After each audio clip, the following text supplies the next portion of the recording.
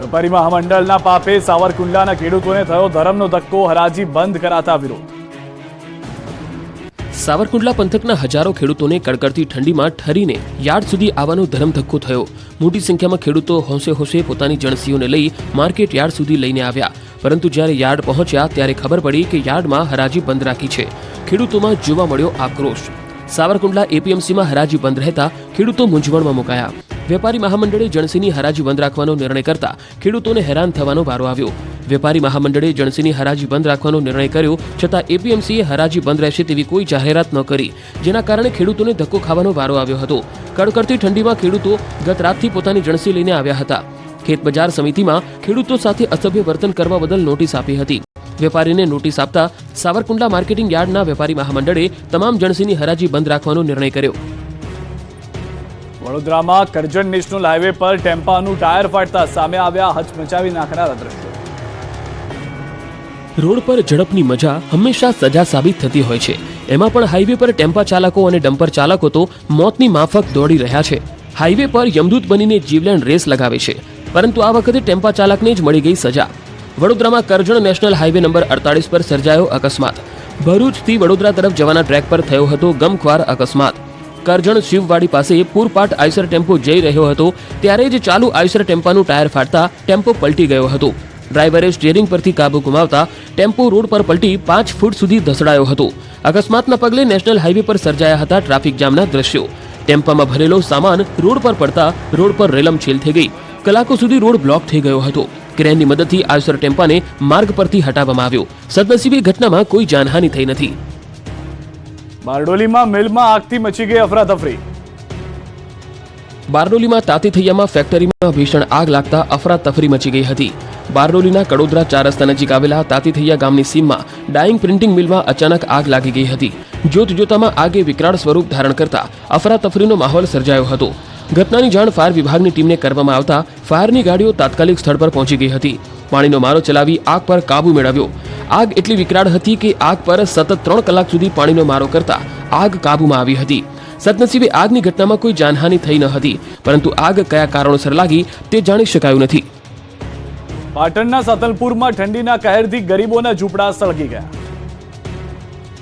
રાજ્યમાં કાતલ ઠંડીનો કહેર શરૂ થઈ ગયો છે, એમાં પણ પાટણના સાતલપુર વિસ્તારમાં તો ગાત્રો થીજાવતી ઠંડી પડી રહી છે। પણ સાતલપુરમાં ગરીબો ઠંડી બગાડવા ગયા, એમાં પોતાના જ આશિયાના ગુમાવવા પડ્યા। ઠંડીમાં ગરમીના ચક્કરમાં ઝૂંપડા જ સળગી ગયા। થયું એવું કે સાતલપુરમાં ઝૂંપડામાં રહેતા લોકો હાડ થીજાવતી ઠંડીના કારણે ત્રાહિમામ પોકારી ઉઠ્યા। કાતલ ઠંડીનું મોજું ફરી વળતા લોકો ઠૂઠવાઈ ગયા। આ ઠંડી ભગાડવા માટે સાતલપુરમાં તાપણું કર્યું।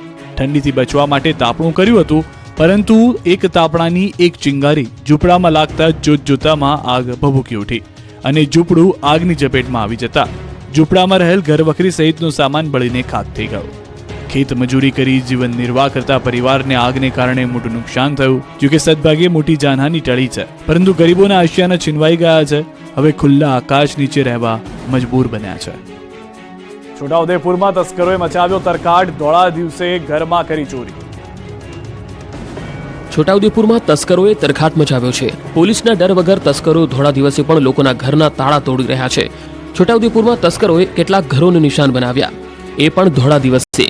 શહેરના મંગળ બજારમાં આવેલા 4 ભુજા કોમ્પ્લેક્સમાં બીજા માળે પહેલા ચોર ત્રાટક્યા હતા। અહીંથી 2.81 લાખના સોના ચાંદીના દાગીના અને 1.5 લાખની રોકડ મળી કુલ 4.33 લાખની ચોરી કરી ફરાર થઈ ગયા।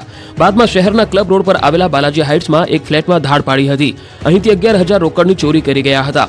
બંને સીસીટીવી કેમેરામાં કેદ થઈ ગયા। સમગ્ર ચોરીની ઘટનાને અંજામ આપનાર તસ્કર સીસીટીવીમાં જોવા મળ્યા। દ્રશ્યોમાં જોઈ શકાય છે કે કોઈ ડર વગર ચોરી કરી આ શખ્સ રોડ પર જઈ રહ્યો છે। કોઈને શક ન જાય તે માટે ચાલીને જઈ રહ્યો છે। પાટણના મંદિરમાં ત્રાટક્યા તસ્કરો, બુકાની દારીએ દાનપેટીમાંથી ચોર્યા રોકડા। પાટણમાં દિવસે ને દિવસે તસ્કરો બેફામ બન્યા છે। ચાણસ્માના ભાટસર ગામે તો બુકાની દારી ગેંગે તરખાટ મચાવ્યો છે। કડકડતી ઠંડી પડતાની સાથે જ તસ્કરોએ આતંક મચાવ્યો। ભાટસર ગામના સધી માતા મંદિરમાં બુકાની દારી ચોર ત્રાટક્યો। સધી માતાના મંદિરમાં દાનપેટીમાંથી રોકડ રકમની ચોરી કરી। સમગ્ર ઘટના સીસીટીવીમાં જોવા મળી। દ્રશ્યોમાં જોઈ શકાય છે કે બુકાનીધારી શખ્સ મંદિરમાં પ્રવેશે છે અને દાનપેટીમાંથી રોકડ રકમની ચોરી કરી છે। વલસાડમાં કારમાંથી રૂપિયા ભરેલી બેગની ઉઠાંતરી કરતા તસ્કરો રંગે હાથે ઝડપાઈ ગયા। તસ્કરોએ રોડ પર પાર્ક કરેલી કારમાંથી ચોરીનો પ્રયાસ કર્યો. જોકે નજીકમાં આવેલા દુકાનદારે તસ્કરનો પીછો કરીને પકડી લીધા અને પોલીસને હવાલે કરી દીધા. ઘટનાના સીસીટીવી પણ સામે આવ્યા. સ્ટેશન રોડ પર ડીએન શોપિંગ સેન્ટર બહાર એક વ્યક્તિ રૂપિયા ભરેલી બેગ કારમાં મૂકીને નજીકમાં કામ માટે ગયો હતો ત્યારે તસ્કરોએ ફાયદો ઉઠાવ્યો અને બેગની ચોરી કરવાનો પ્રયાસ કર્યો.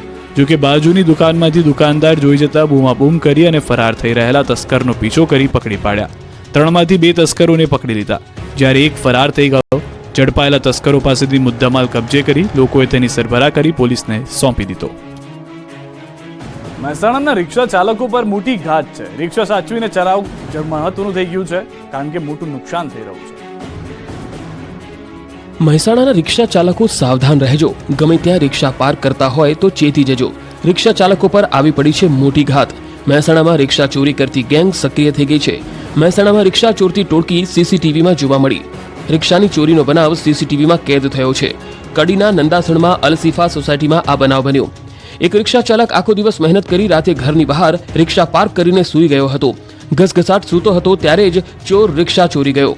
ઘર બહારથી રિક્ષાની ચોરી થઈ ગઈ. તસ્કર સોસાયટીમાં ઘૂસ્યા હતા અને રિક્ષાની ચોરી કરીને ફરાર થઈ ગયા. સવારે રિક્ષા ચાલક ઉઠતા જ તેને ધ્રાસકો લાગ્યો હતો.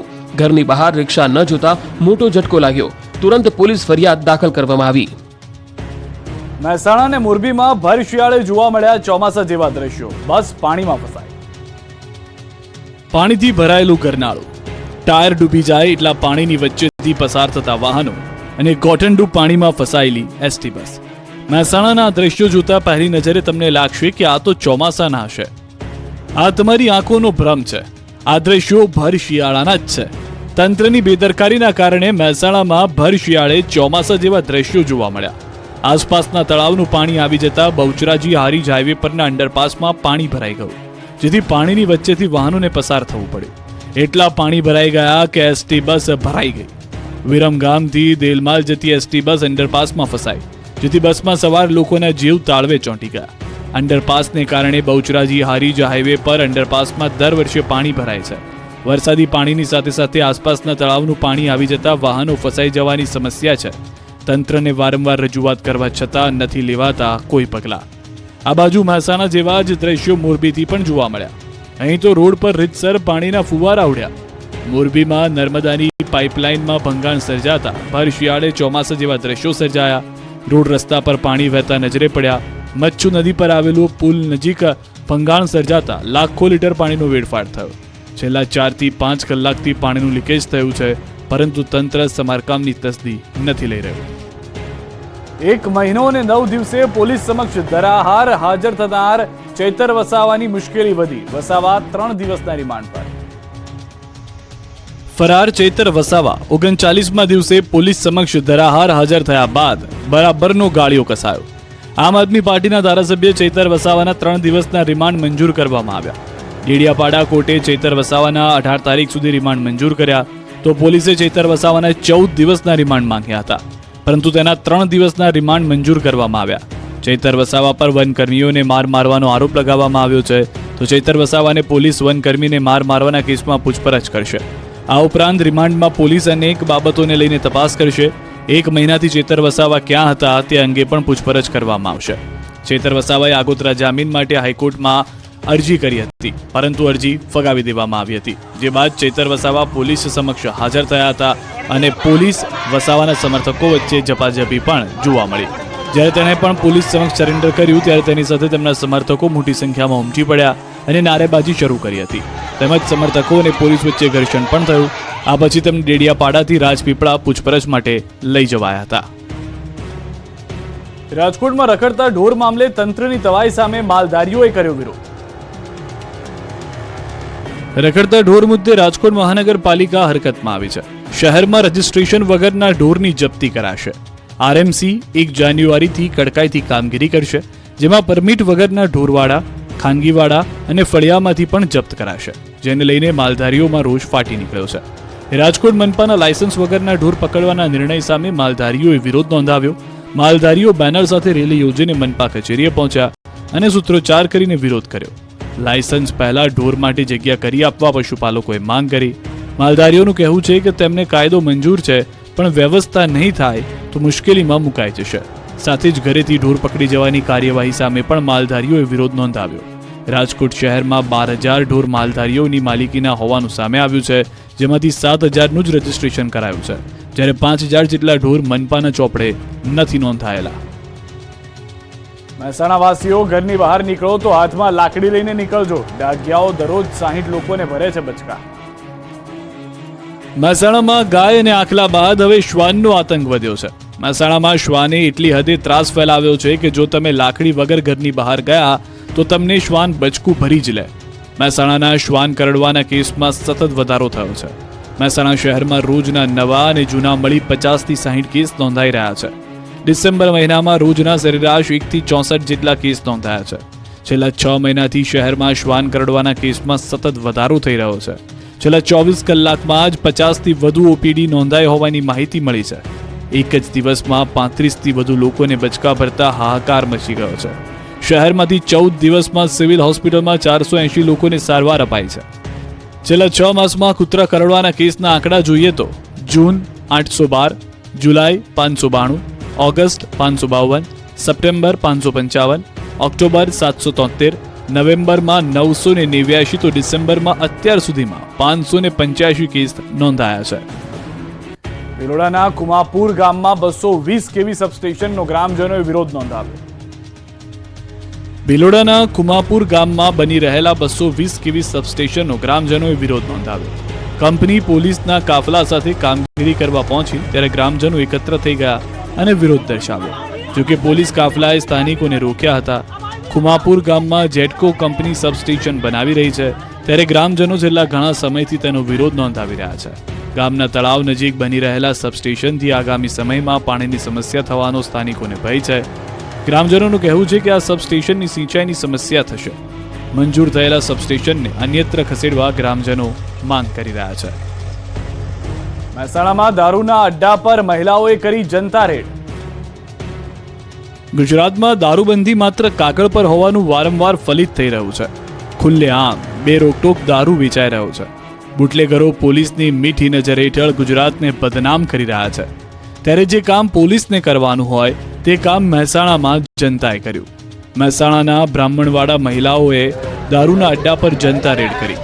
ગામમાં સામાજિક પ્રસંગમાં કેટલાક લોકો દારૂ પીને આવ્યા હતા, જેના કારણે ગામની મહિલાઓમાં રોષ ફેલાયો અને દારૂના અડ્ડા પર પહોંચી દારૂનો નાશ કર્યો. જનતા રેડ કરી દેશી દારૂનો જથ્થો પકડી તેને સળગાવવામાં આવ્યો હતો.